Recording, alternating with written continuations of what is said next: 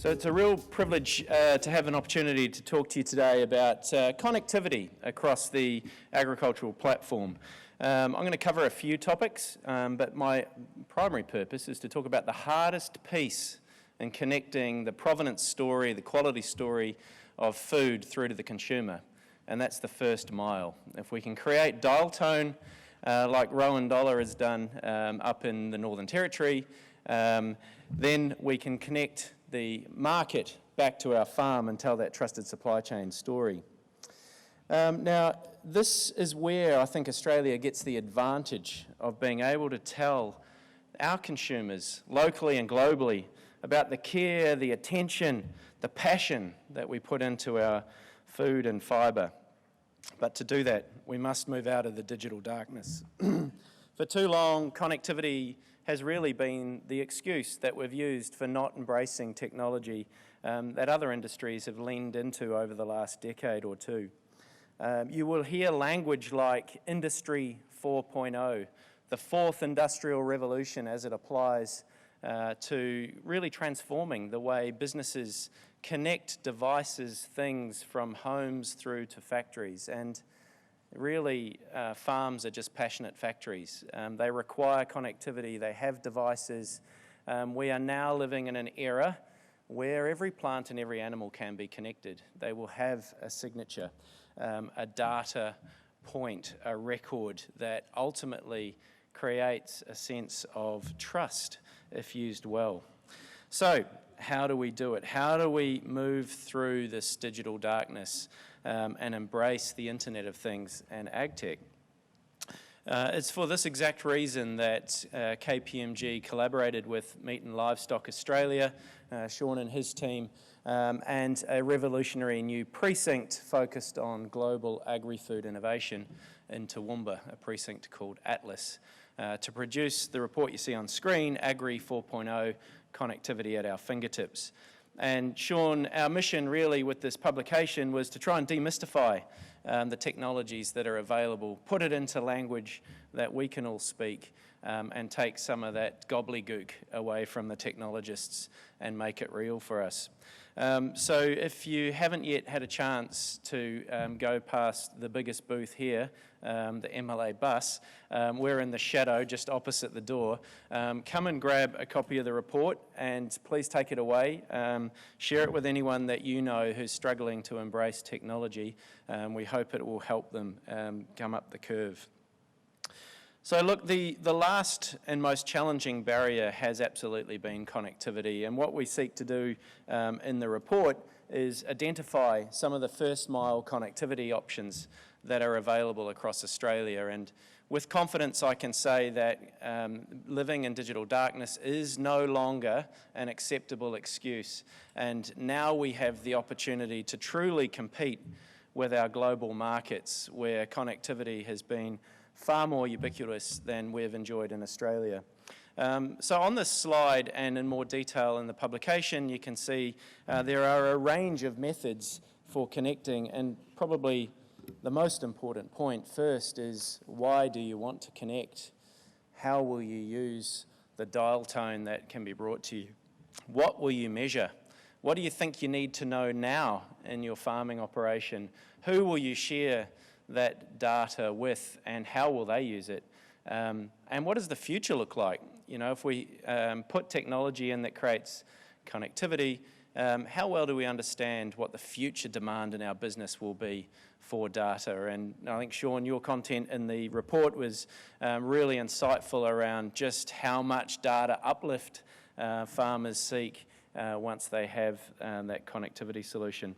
So essentially 4 core connectivity methods ranging from near Earth orbit satellites, so the nano-satellite technology. I've just in the last day got back from the Netherlands where I've seen another really interesting solution that will certainly challenge Mariota and Fleet, our Australian origin solutions, to keep pivoting, keep lifting, keep innovating. But effectively for €6 a year, you can connect a sensor. So the costs of connectivity are certainly coming down through to, if you're lucky enough to live in the I guess, the digital spectrum reach of licensed LP WAN by the major telcos, it's much easier. You can leverage their infrastructure. But if you don't and you want to create your own, there's the unlicensed LP WAN or LoRa WAN, which is available to you as well. And there's a range of providers that can help you reach connectivity. And if, like Lawrence and Rowan, you want to do facial recognition of your livestock or FaceTime with family from the back paddock, then there is the wireless mesh option that's available to you as well.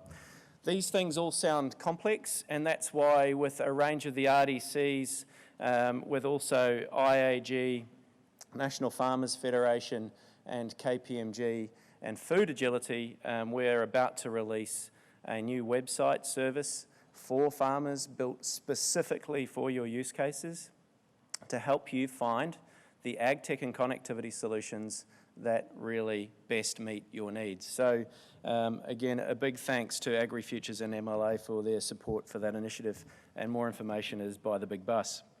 So if we had connectivity, what would we do with it? It really now presents the opportunity for us to tell that trusted supply chain story, as Lawrence was alluding to, all the way through to the consumer. And again, very current from Europe is this whole essence of social license, and how do we use these tools to embrace and engage in the debate around how well we produce our food and how well we care for the environment and our livestock, and tell the sustainability and tell the ethics story that underpins Brand Australia and our integrity systems. Consumers are telling us that they really want to understand that provenance of food, and producers want to be able to tell the quality story of what they're producing, and industry is desperately seeking methods to bring that story to life. In a recent study that KPMG's done in China, looking at what is important to the consumer, 3 key top factors feature in a consumer's food choice, and that is food safety. I want to know this is not counterfeit, and I think we've seen plenty of stories across the food supply chain, but particularly wine. I want to know it's fresh, it hasn't been thawed out and presented as fresh.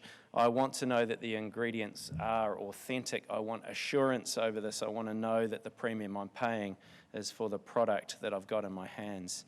So these, I think, tell us that the market supports this innovation drive. But there are challenges.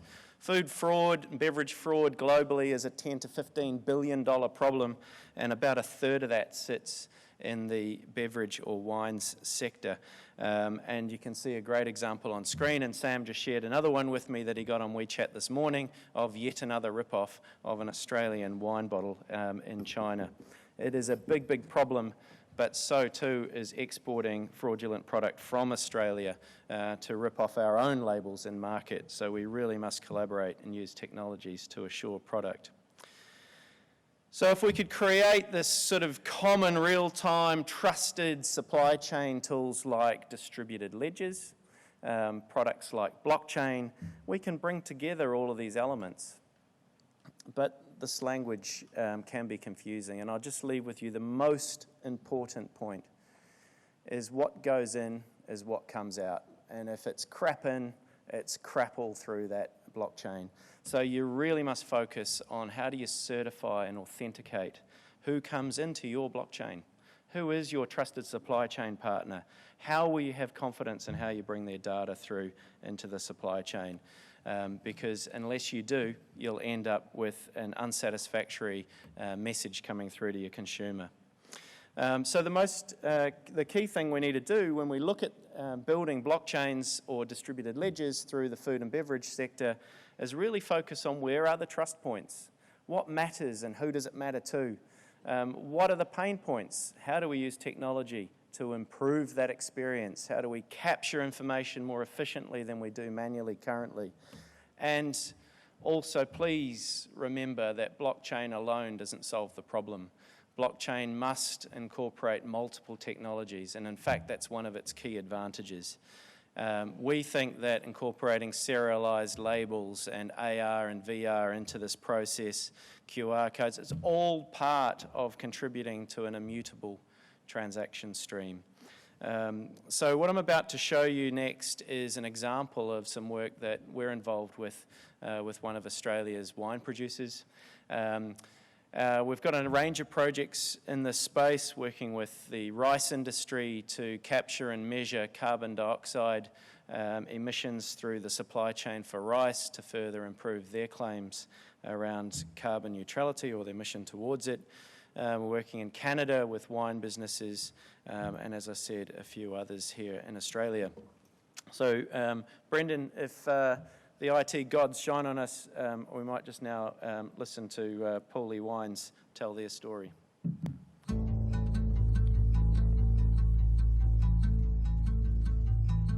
I'm absolutely blown away at what goes into a bottle of wine. The season, the weather, the soil. Did you pick at the right time? Was this particular clone ready, or was that clone ready a week later? We see consumers wanting to know more about the origins of their produce and also about what happens to it every step along the supply chain.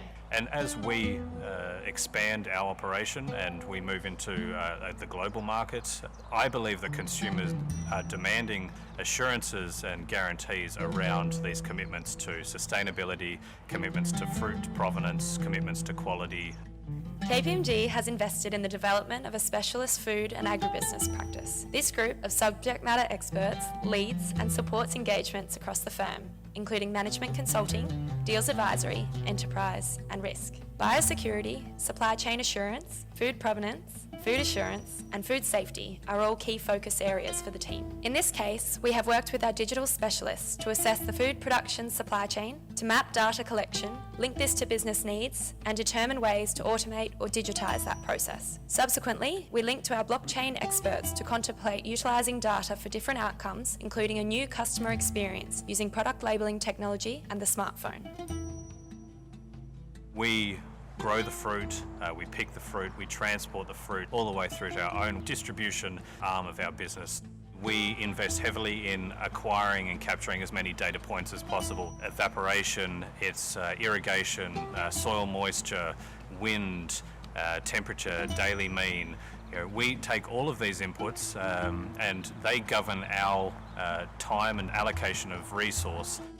I know the guys out here at Paulie Wines are starting to put all of their information into a cloud-based system. I mean, there's a lot of solutions out there that are starting to digitise compliance and regulation measures, but they're just on a digital platform. It's not creating a tamper-proof, trusted system like blockchain. So there is technology that is protecting that data and the integrity of the data. KPMG Origin's augmented reality app is a simple visualisation of 5 stakeholders collaborating to deliver the full provenance story and delight the consumer. Starting with the grape grower, providing the harvest details, followed by the winemaker, sharing ageing and the production process insights, followed by the packaging and traceability identifiers that enables the logistics company to complete the journey and constantly monitor the temperature and other important parameters, like ambient light. At the distribution point, the consumer can see and verify the certificate of authenticity provided by an independent auditor. Where we see incredible value being generated through this blockchain technology, through AR, through any kind of app where we can tell our story, we can recreate the experience that they have here in Richmond in the cellar door, that's priceless. So hearing John, Tim and Lucy talk about wine makes you a little bit thirsty, so we thought we'd bring some of the product, and it's available for some wine tasting around by booth 28 if you're interested in having a deeper conversation about what we're doing on that project. But lastly, there's probably 3 key things that I think you need to remember, and I'm going to give you a bonus 4th. So first of all, the provenance story of our food and beverage absolutely starts on farm. And therefore, if you haven't already, we need to be really thinking about how do we create that dial tone and connectivity. And the key here is validation of trust points. Remember, garbage in is garbage out, and that needs to apply throughout the supply chain.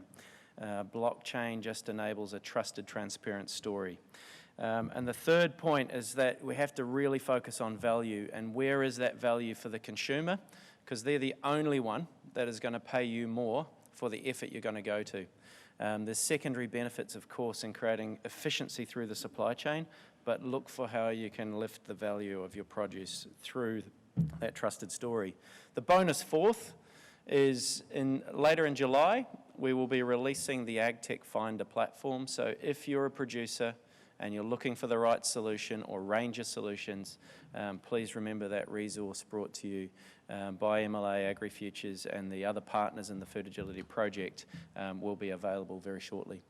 I'm around for the afternoon. I'd really love to have a conversation with you.